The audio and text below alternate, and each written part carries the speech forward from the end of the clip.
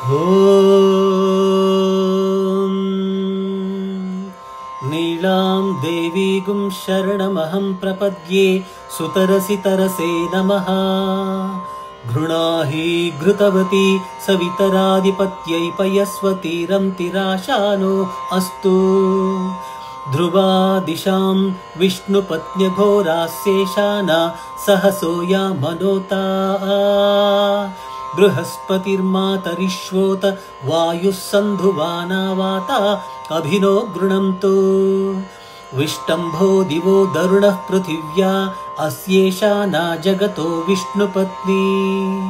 महादेव्यै च विद्महे विष्णुपत्न्यै च धीमहि तन्नो नीलाः प्रचोदयात्।